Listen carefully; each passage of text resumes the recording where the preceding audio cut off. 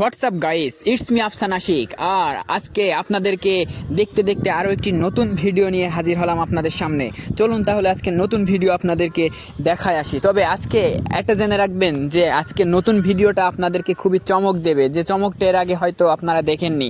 আজকে আমাদের ঝিনাইদহ জেলা ঈদ আসলে অর্থাৎ ঈদের কয়েকদিন ধরে কেমন সাজানো হয় আমাদের ঝিনাইদহ জেলাটাকে, কিভাবে নতুন করে তৈরি করা হয় ঝিনাইদহ জেলাটাকে, আজকে আপনাদেরকে পুরো ঝিনাইদহ জেলার প্রত্যেকটা সুন্দর সুন্দর জায়গা আপনাদেরকে ঘুরে দেখাবো।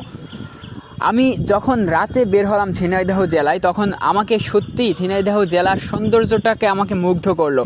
এজন্য ভাবলাম শুধু আমি একা কেন, আপনাদেরকে ওই সৌন্দর্যটাকে উপভোগ করার যত কৌশল আছে সেগুলো খাটাই। ঠিক তখনই আপনাদের সামনে আমার ভিডিওটা নিয়ে চলে আসলাম।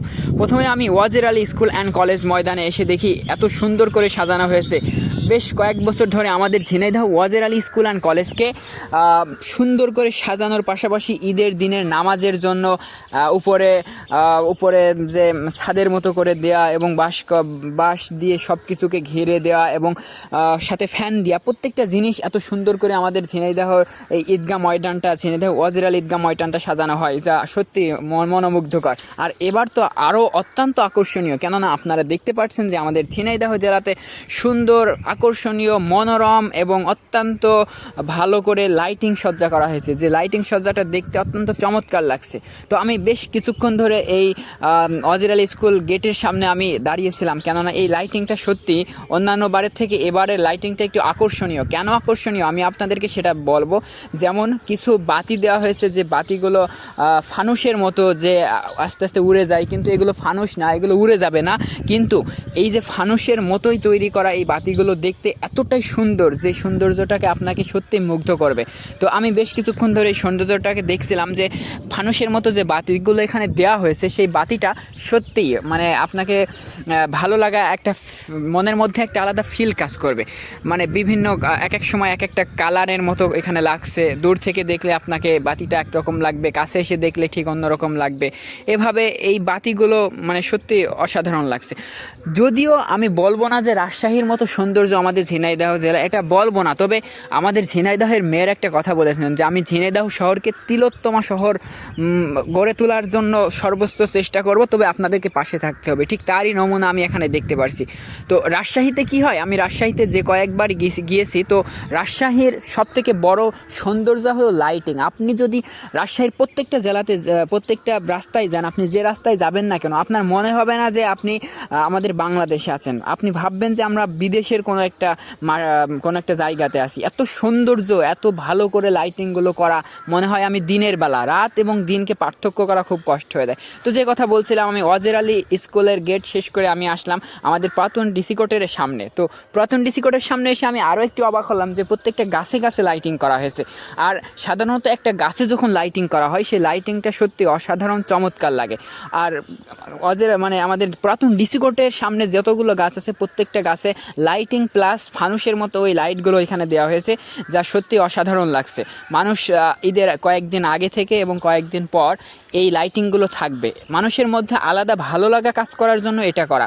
আমাদের ঝিনাইদহের যারা প্রতিনিধি আছে তাদেরকে অবশ্যই ধন্যবাদ, কেননা এই ধরনের ভালো লাগার জিনিসগুলো মানুষ এটাই চাই। কেননা মানুষের মধ্যে সেই ভালো লাগাটা এখন আর নেই। আস্তে আস্তে সেই ছোটোকালের যে মজা, অনেক 10-20 বছর আগের যে ঈদ আসলে যে মজাটা, সেই মজাটা আস্তে আস্তে হারিয়ে যাচ্ছে। তো এটা যদি আপনারা আবার ভালো করে সবার মনের মধ্যে আলাদা একটা ফিল আনতে পারেন, সবার মনের মধ্যে ভালো লাগা কাজ করার জন্য যেটা যেটা করা প্রয়োজন সেটা যদি আপনারা করতে পারেন, তাহলে সত্যিই অনেক ভালো লাগবে।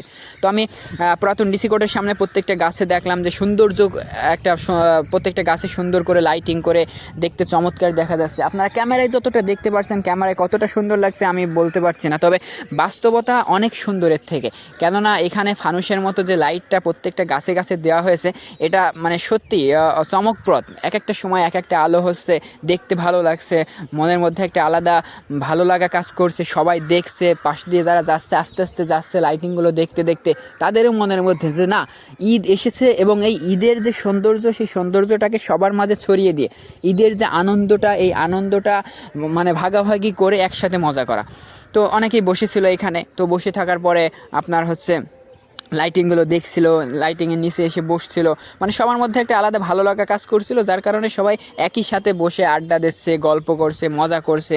আমিও ঠিক রাস্তার এই মাথা থেকে ও মাথায় গেলাম যে কিছু লাইটিং আমারও খুব ভালো লাগছিল, যার কারণে আমিও এক একটা জায়গায় যাচ্ছি আর বেশ কিছু সময় ধরে সেখানে লাইটিংগুলো দেখছি এবং সাথে ভিডিও করছিলাম আপনাদেরকে দেখানোর জন্য।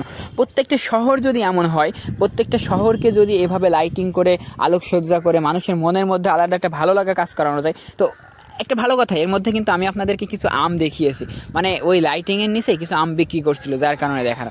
তো পুরাতন ডিসি কোর্টের সামনে সুন্দর করে আপনারা জানেন যারা ঝিনাইদহ হয়ে থাকেন যে ঝিনাইদহ নামটা কী কারণে এসেছে, সেই নামটা ওখানে কীভাবে কয় রকমভাবে ঝিনাইদহের এই নামটা এসেছে সেখানে কিন্তু সেটা দেখানো হয়েছে।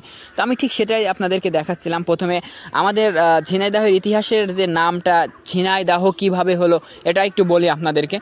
যে ঝিনাইদহ শহরকে কেন্দ্র করে, যে আমাদের নবগঙ্গা নদীকে কেন্দ্র করে ঝিনাইদহ শহরের আগের, অর্থাৎ অনেক আগের পুরাতন বা পূর্বের কথা যদি আমি বলি, এই নদীকে কেন্দ্র করে সব ব্যবসা বাণিজ্য এই নদী কেন্দ্রিক ছিল। তো তখন এই আমাদের ঝিনাইদহে নবগঙ্গা নদীতে অনেক ঝিনুক পাওয়া যেত, সেই ঝিনুক থেকেই এই ঝিনাইদহের নামকরণ করা হয়েছে ঝিনাইদহ। এর মধ্যে আরও অনেক বিস্তারিত আছে। তো আমি দেখতে দেখতে পায়রা চত্বর চলে আসলাম। আর পায়রা চত্বরের যে সৌন্দর্য সেটা তো আমি আপনাদেরকে বলে বোঝাতে পারবো না। পায়রা চত্বর থেকে বিশেষ করে আপনাদের যে পায়রা চত্বর থেকে শুরু করে কি বলে ওটাকে মুজিব চত্বর পর্যন্ত প্রত্যেকটা জায়গায় একদম পুরো রাস্তায় লাইটিং করে সুন্দর করে সাজানো হয়েছে। তো দেখতে সত্যি অনেক চমৎকার লাগছিল। তো একটু আগে যে কথা বলছিলাম, সেই ঝিনুক, নদীতে প্রচুর পরিমাণ ঝিনুক পাওয়া যেত, যে কারণে এই ঝিনুক থেকে আস্তে আস্তে আমাদের এই ঝিনাইদহে নামকরণ করা হয়েছে। একবারেই ঝিনাইদহে আসেনি, প্রথমে ঝিনুক থেকে পরবর্তীতে এর নামকরণ করা হয় ঝিনাই থেকে পরবর্তীতে নামকরণ করা হয় ঝিনেদা থেকে পরবর্তীতে নামকরণ করা হয় ঝিনাইদা, এবং সর্বশেষ যে নামটা আছে সেটা হচ্ছে ঝিনাইদহ। তো আমি যখন ঝিনাইদহ এই নামকরণটা করা হয়, সেই নামকরণটাই এখন আজ পর্যন্ত বলবৎ আছে, এবং এটাই সর্ব জায়গায় সবাই আর কি বলে এটা। তো যে কথা বলছিলাম যে মুজিব চত্বর পর্যন্ত আমরা যখন যাচ্ছিলাম তখন দেখি যে মানে লাইটিংয়ের যে সৌন্দর্য সেটা সত্যি প্রতিফলিত করছিল। আমাদের সামনে অনেকে আশপাশ দিয়ে যারা যাচ্ছিল তারাও দেখছিল যে সৌন্দর্যটা কীভাবে উপভোগ করা যায়, সেই উপভোগ করার জন্য যা যা করার দরকার, ঝিনাইদহবাসীদের জন্য ভালো লাগার জন্য, মনের আনন্দ দেওয়ার জন্য যা যা করার দরকার সবই করছিল। বিশেষ করে যখন আমি মুজিব চত্বরের দিকে রওনা দেয়, অর্থাৎ মুজিব চত্বরের খুব কাছাকাছি আসলাম, আমাদের রাস্তার যে মাঝামাঝি যে লাইটিংগুলো রয়েছে, অর্থাৎ গোল গোল করে পেঁচানো খাম্বার মতো যে লাইটিংগুলো রয়েছে, এক একটা খাম্বা এক একটা জায়গায় এক এক রকম লাইটিং, এক একটা কালার, এটা সত্যি অনেক সৌন্দর্য, অনেক ভালো লাগছিল। তো মুজিব চত্বরে যখন পৌঁছালাম, আর আপনারা জানেন যে মুজিব চত্বরে শহীদ মিনার নামে একটা জায়গা আছে, সেই জায়গাতে যে কোনো অনুষ্ঠান হলে সেই জায়গাটা সাজানো হয়, কিন্তু যখন ঈদ আসে এই ঈদের জন্য এই জায়গাটা একটু বেশি করেই সাজানো হয়। মানে পুরো শহীদ মিনারটা জুড়ে এবং শহীদ মিনারের আশপাশ দিয়ে লাইটিং বলেন কিংবা আরও অন্যান্য সাজানো, অর্থাৎ মানুষের ভালো লাগার জন্য যা যা করার দরকার সব কিছুই এখানে করা হয়। ঠিক এবারও তেমনটাই করা হয়েছিল। আমি দেখছিলাম যে একদম গেট থেকে শুরু করে, অর্থাৎ শহীদ মিনারের এই পাশের গেট থেকে শুরু করে ওই পাশের গেট, প্রত্যেকটা জায়গায় রং বেরঙের লাইটিং এবং অন্যান্য সৌন্দর্য মণ্ডিত করেছে। আরও বিশেষ করে মুজিব যে চত্বর আছে সেই চত্বরটাকে, বঙ্গবন্ধুর যে প্রকৃতি আছে এখানে, সেই প্রকৃতির আশপাশ দিয়ে পুরো চত্বরটাকে খুব সুন্দরভাবে সাজানো হয়েছে।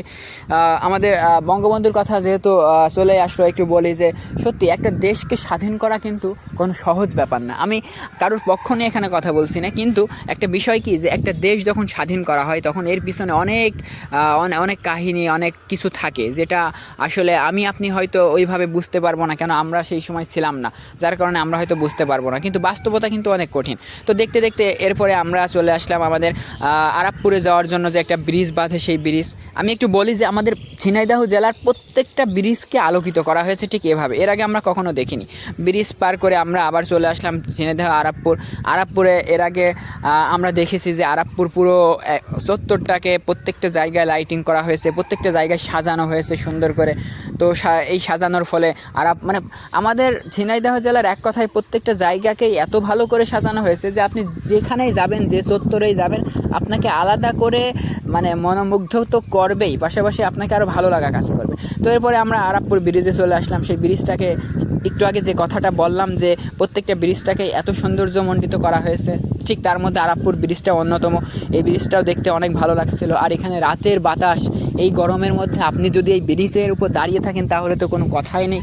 প্রচণ্ড বাতাস এবং সেই বাতাসের সাথে সাথে আপনাকে মনের মধ্যে আলাদা একটা শান্তি যোগাবে। তো এভাবেই আমরা বিভিন্ন জায়গায় যাচ্ছিলাম।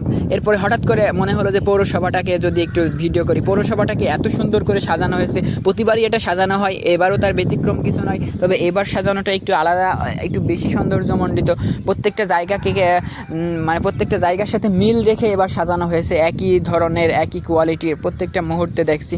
তো আরেকটা জায়গা আছে, আপনারা জানেন যে কোর্টের সামনে, এই কোর্টের সামনে রাস্তাটাকে আরও একটু বেশি ভালো করে সৌন্দর্যমণ্ডিত করা হয়েছে।